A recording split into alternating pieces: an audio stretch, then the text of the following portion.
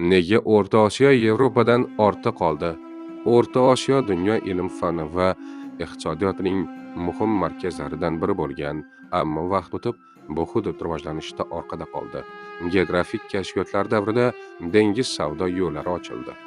1498-yilda Vasko da Gama Hindistonga dengiz yo'lini topgach, jahon savdosi quruqlikdan okeanlarga ko'chdi.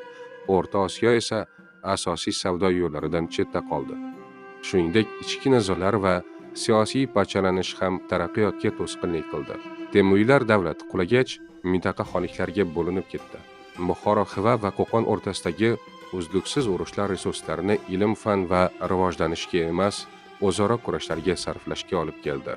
Ilm-fanning pasayishi ham katta ta'sir ko'rsatdi. Bir paytlar Xorazm Ma'mun akademiyasida matematika, astronomiya va tibbiyot yuksak darajada rivojlangan edi. Keyinchalik Samarqanddagi Ulug'bek rasadxonasi bu ilmiy an'anani qisqa muddat davom ettirib, astronomiya sohasida yirik natijalar berdi.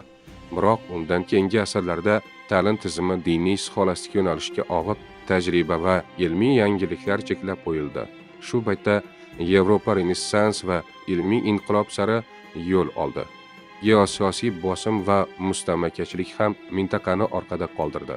Yevropada sanoat inqilobi ketayotgan bir davrda O'rta Osiyo texnologik jihatdan ortda qoldi. 19-asrda Rossiya istilosi mintaqani xom ashyo bazasiga aylantirdi.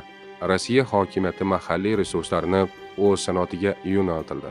Natijada Yevropa dengiz savdosi, sanoat va erkin ilmiy fikr orqali oldinga chiqdi. O'rta Osiyo esa savdo yo'llaridan uzilishi, ichki nizolar va ilmiy pasayish tufayli tarixiy ustunligini yo'qotdi.